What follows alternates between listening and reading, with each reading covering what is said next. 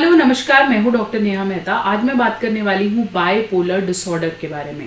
Bipolar disorder mental health का एक ऐसा प्रॉब्लम है जिसके अंदर आदमी एकदम से तेजी में जाता है और एकदम से डिप्रेशन। ये एक ऐसा प्रॉब्लम है जिसके अंदर आप एक ही इंसान में मल्टीपल बिहेवियर्स को देख पाएंगे, एकदम से एक अजीब सी व्यक्तित्व या पर्सनालिटी को अचीव कर पाएंगे और एक आदमी एक लीनियर कंडीशन में नहीं चल पाएगा। बहुत सारे डॉक्टर्स के पास आते हैं, जब डायग्नोसिस बाइपोलर डिसऑर्डर होता है तो आपको समझ नहीं आता है कि एक्चुअली है क्या, और अगर आप या आपकी फैमिली के आसपास कोई बाइपोलर डिसऑर्डर से ग्रसित है तो ये वीडियो आपके लिए है। तो आपने इस वीडियो को अंत तक देखना है, और अगर आप इस चैनल पे नए हैं तो इसे सब्सक्राइब करें ताकि ऐसी बहुत सारी और मानसिक स्वास्थ्य से जुड़ी वीडियो आप तक पहुंच सकें।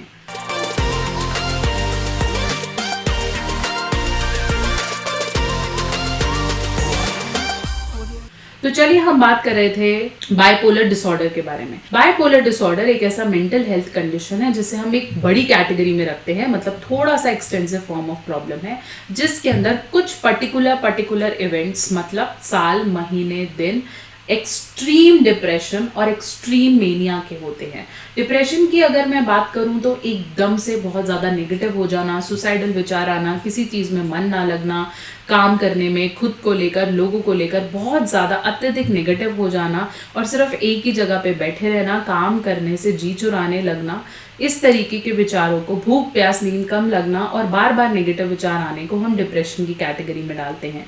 वेयरएज़ कुछ समय बाद वो एकदम से बहुत तेजी में आ जाएंगे। तेजी में आने का मतलब है मेनिया का फेज। मेनिया का फेज मतलब बहुत जोर जोर से बोलने लग जाना, चटक चटक कपड़े पहनना, बहुत ज़्यादा एक्टिव शो ऑफ करने लगना, जोर जोर से बातें करना, भगवान में बहुत ज़्यादा लीन हो जाना। इस तरीके के जब हम तेज़ी के बिहेवियर देखते हैं, मतलब कोई काम करना तो उसको पूरा तोड़ ताड़ के करना, इसे हम मेनिया का बिहेवियर कहते हैं। अगर कोई आदमी सिर्फ मेनिया में है तो दैट इज फाइन, हो सकता है वो हाइपर एक्टिव हो या ADHD हो, लेकिन एकदम से अजीब सा बिहेवियर, फिर कुछ दिनों में अजीब सा बिहेवियर, और ये साइकिल पिछले 4, 5, 6 सालों से चलती आ रही है।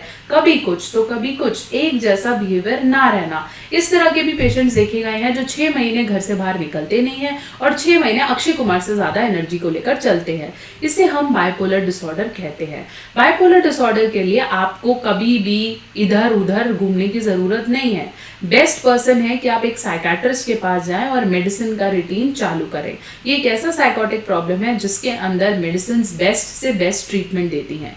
मेडिसिन को आपको लंबे समय तक लेना है क्योंकि ये डॉक्टर आपका बताएगा कि किस डोज में कितनी मेडिकेशंस चलेंगी।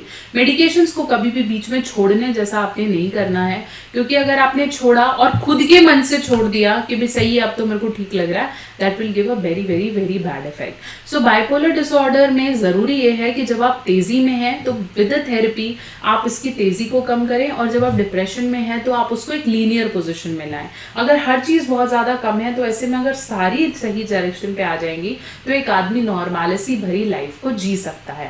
अब बात करते हैं बाइपोलर डिसऑर्डर के आसपास जो लोग हैं, जो उनकी सेवा करते हैं, उनके बच्चे हैं, उनका परिवार है, उनके लिए ऐसे पर्सन को संभालना बहुत ज्यादा मुश्किल हो जाता है। कभी तो ये इंसान सारी जिम्मेदारियां ले लेता है और कभी ये बिल्कुल ही कुछ नहीं करता। 6 दिन धंधे में बहुत अच्छे से गया और फिर उसके बाद उसने ध्यान ही नहीं दिया और सब चौपट हो गया। ऐसे में बहुत परिवार वालों को ज़रूरी है कि वो अपना आत्मविश्वास बना के रखें। इस पार्टनर से डील करने के लिए उनको एक अलग के लेवल का, जैसे हम बोलते हैं ना, मोटिवेशन चाहिए। मेहनत बहुत होती है, दवाइयाँ बहुत कंटिन्यूसली खिलानी पड़ती हैं क्योंकि कभी कभार तो ये बिल्कुल ही नहीं लेते, और कभी कभार इन लोगों में सुसाइडल टेंडेंसी भी पाई जाती है। हो सकता है तुम्हें नुकसान पहुंचाएं या खुद भी करें। तो आसपास वाले लोगों को अपनी मेंटल हेल्थ और मोटिवेशन के लिए भी कभी कभार थेरेपीज और सेशंस की जरूरत पड़ती है। घबराना नहीं है, धीरे ये टाइम ऑफ कोर्स है, ये प्रॉब्लम धीरे धीरे ठीक हो जाती है। But yes, this can be treatable. Some medicines and some therapy course are very important. Therapy की बात करूँ तो बिहेवियर थेरेपी और EFT थेरेपी इनमें बहुत अच्छे रिजल्ट्स देती हैं। सो बाइपोलर डिसऑर्डर अगर आपके पास आसपास किसी को है तो थोड़ा सा अपनी केयर और अपने मेडिसिन को अपने दिल के पास रख के अपनी ट्रीटमेंट की तरफ ध्यान देना जरूरी है। अब जो ये क्वेश्चन पूछा जाए कि ये क्या ये लोग नॉर्मल लाइफ जी सकते हैं? बिल्कुल जी सकते हैं। डॉक्टर आपको कुछ समय बाद बता भी देता है कि अब आप बिल्कुल ठीक हैं, अब आप जिए और दवाइयों को अपना कंटिन्यू रखें। जैसे शुगर की प्रॉब्लम में ऐसा होता है कि कुछ समय बाद आप एब्सोल्युटली नॉर्मल है, सिर्फ मेडिसिन लेते रहना है और अपने सारे काम आप कर सकते हैं। इस हिसाब से आप बाइपोलर डिसऑर्डर को भी अच्छे से रिकवर कर पाते हैं। थेरेपीज और मेडिसिन दोनों का रोल इसके अंदर इक्वली इंपॉर्टेंट है। आशा करती हूँ मेरी वीडियो आपके बहुत से डाउट्स को क्लियर कर पाई है। बहुत जल्दी एक और वीडियो लेकर आऊंगी, तब तक के लिए बने रहें, जुड़े रहें। और अगर आप भी किसी डिसऑर्डर के बारे में पूछना चाहते हैं उसे कमेंट सेक्शन में लिख भेजें, या आप किस तरह की दवाई खा रहे हैं, किस तरह के ट्रीटमेंट से गुजरे हैं, उसे भी कमेंट सेक्शन में बताएं।